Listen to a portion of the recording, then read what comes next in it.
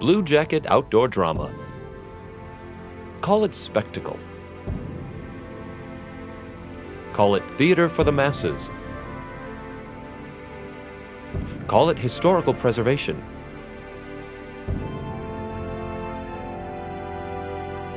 Each describes this annual epic play, but none describes it completely. Hello, I'm Scott Galbraith, Director of Marketing and Public Relations for Blue Jacket. And as you'll see in a few moments, I used to play the title role of Blue Jacket, the great Shawnee War Chief. It's late September here now, and Blue Jacket is over for the year. But in season, this amazing show attracts tens of thousands of Ohio residents and tourists. For the next few minutes, I'm going to give you a quick historical tour of Blue Jacket outdoor drama, a local legacy to the Library of Congress representing the Miami Valley of Ohio. Considered to be one of Ohio's most treasured cultural resources, Blue Jacket recounts the stunning and inspiring struggle for freedom among Ohio's Shawnee Indians, frontier settlers, and African slaves during the late 18th century. Blue Jacket features a 3-acre stage, a herd of thundering horses, flaming arrows and torches, Revolutionary War replica cannons, authentic style black powder weapons, and thousands of 18th century costumes. It's an enormous production that literally brings history back to life. But before we get too far ahead, I'd like to introduce Ohio Congressman David L. Hobson, who has honored Blue Jacket with local legacy status. Thank you, Scott. The history and heritage of Ohio is vast and varied. So too are the contributions Ohio has made to American history. Ohio has produced 8 U.S. presidents. Ohio natives Orville and Wilbur Wright and John Glenn helped to secure America's leadership in the exploration of air and space travel. Ohio abolitionists provided safe haven for countless escaping slaves traveling the Underground Railroad.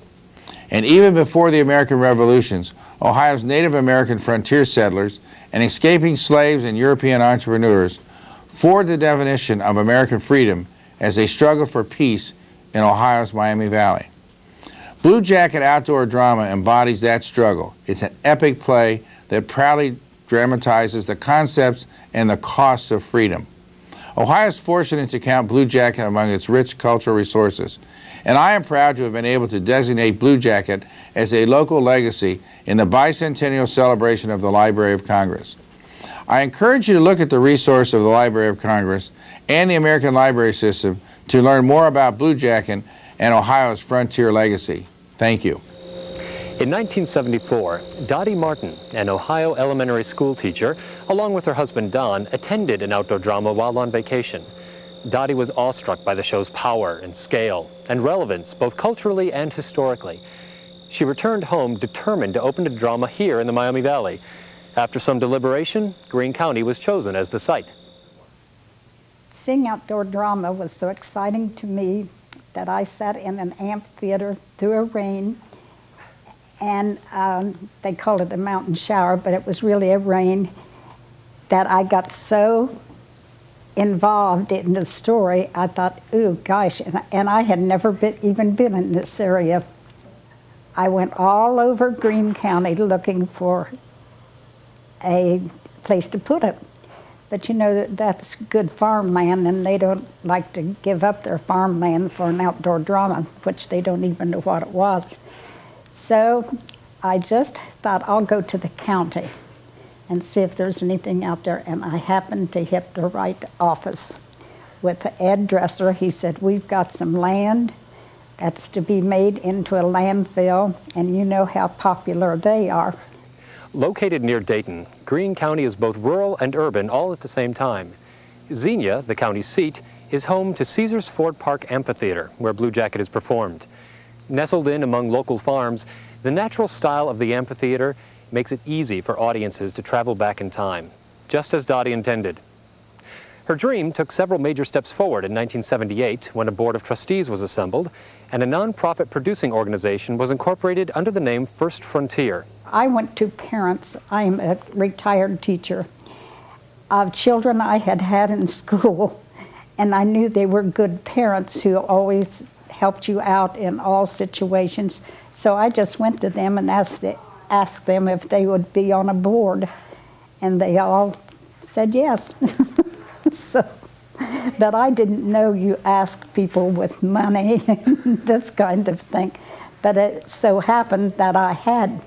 2 years later, First Frontier commissioned playwright W.L. Mundell. He would make a good playwright because he seemed so involved in this story, not the Blue Jacket story, but in outdoor drama. So I just asked him, would you write a play? He said, I've never written one, but I will sure try.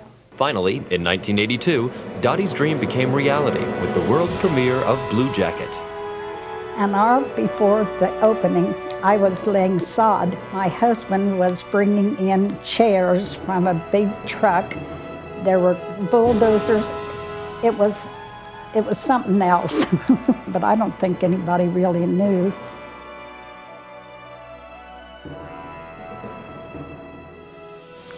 Blue Jacket was chosen as the central character largely because of his natural affinity for the land and the Native American way of life.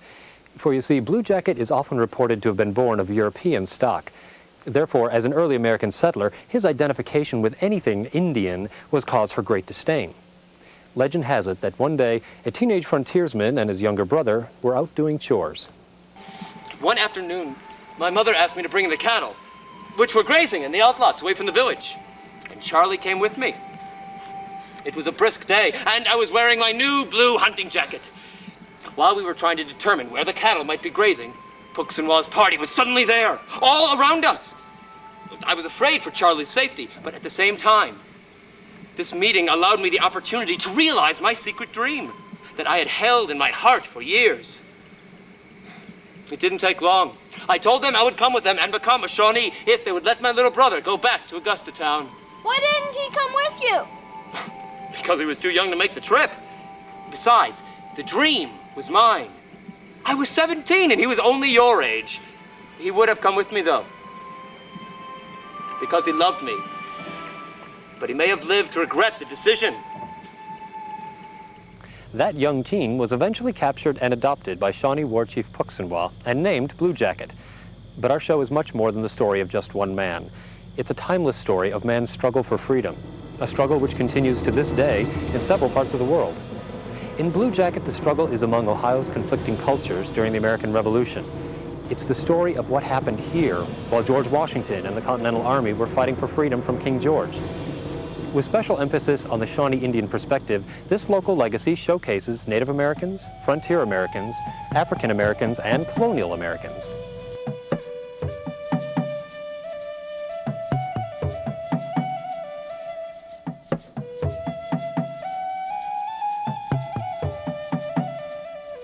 First Frontier, producer of Blue Jacket, is dedicated to preserving and promoting the history of the Ohio frontier. And while there are obvious educational overtones to its mission statement, Blue Jacket is not your average history lesson. For in Blue Jacket, the humanity of American history takes precedence over dates and data, and the true meaning and price of freedom is seen through the eyes of our ancestors.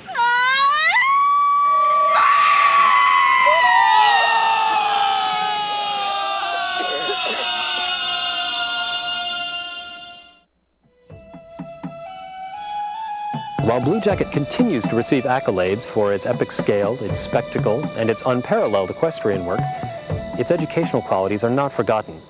Parents and youth group leaders flock to Blue Jacket every summer, bringing thousands of children to see the show and take the backstage tour, hoping to instill future generations with a respect for history and an appreciation for cultural diversity.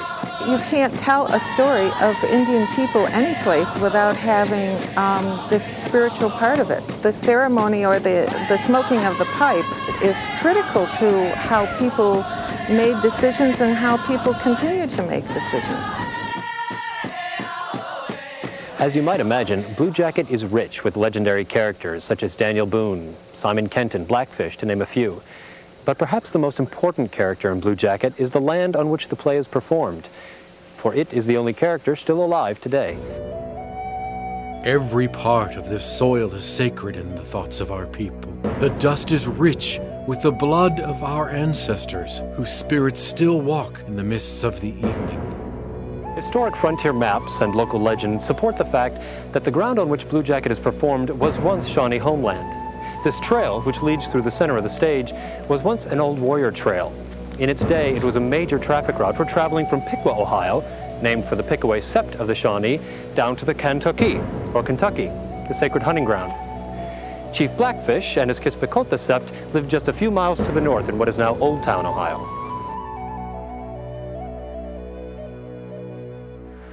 Even though this land is now privately owned farmland, one does not have to look too hard to see the 1,000 or so Shawnee wigwams, or wigwams, which once stood here. In fact, Blackfish's council house once stood where that farmhouse now stands. Tecumseh, another great Shawnee leader, was born just a few yards to the east. Simon Kenton, upon his capture by the Shawnee, ran one of 8 gauntlet runs right here. Not all of Old Town's historical sites need markers, though. Listen to Simon Kenton. Well, I was working my way through the reeds right along the river bottom, right along in here. I come across a whole passel of sagamores and sachems heading west with old Cornstalk himself in the lead. I tailed him on down to Blackfish's town and then circled around north where there's rising ground, see if I couldn't get a better look. This was Blackfish's town, and there was the rising ground. What makes Blue Jacket such an important historical drama is that it is about the land and the people who lived on it and what it meant and what happened to them when they were forced to leave it. Because this ground was and is so important to Native American history, it is important to Blue Jacket. Very little is done to disrupt the natural beauty of this land. The trees and grass are left to grow at their own will. Technical elements such as lighting equipment and speakers are all hidden from the audience. After all, Blue Jacket resides here but 4 months a year. Mother Nature is here year-round. Respect for the land is perhaps one reason why the local Native American population is supportive of Blue Jacket. The Miami Valley Council for Native Americans even holds its annual Keeping the Tradition powwow right here on Blue Jacket grounds. The use of Native American sign language and vocabulary and an honest desire to portray the Shawnee truthfully have created even stronger bonds. What we leave behind are the spirits of our dead. They are eternal, and here they shall remain. From their lips we have given names to this sacred ground, which will always speak for us. The Maumee will laugh for us. The Miami will glisten in our image. Caesar's Creek will murmur of his bravery and of his death. The blowing wind will forever sing our death song in these forests.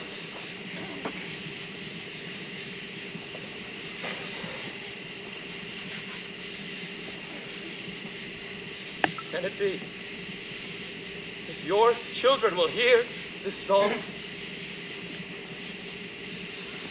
I can't hear that speech without crying, because if it wasn't for First Frontier and Blue Jacket, there are many children who wouldn't hear that story. Clearly, Blue Jacket plays a significant role in the preservation of the Miami Valley's history, culture, and heritage, and it has great educational applications. However, Blue Jacket has also come to play a significant role in the local tourism economy. Thousands of travelers from every state in the Union and several foreign countries seek out Blue Jacket every summer, making use of local hotels and restaurants, shopping malls, and other tourist sites.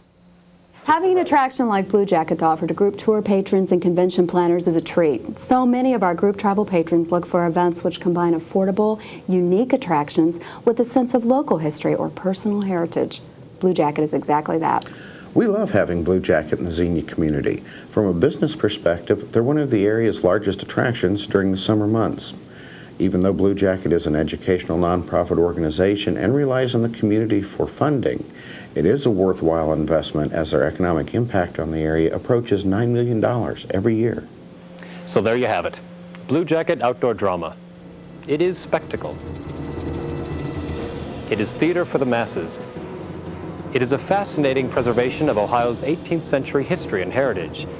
And as you can now see, Blue Jacket really is a local legacy, because it is about the legacy of this particular locale. It is a legacy of honor, and courage and conviction in America's early fight for freedom. Blue Jacket is honored to have been selected as a local legacy and is proud to help commemorate the 200th anniversary of the Library of Congress.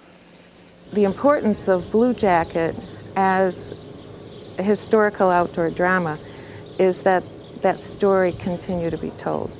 His story was the link between the Indian world and the white world, and it still is.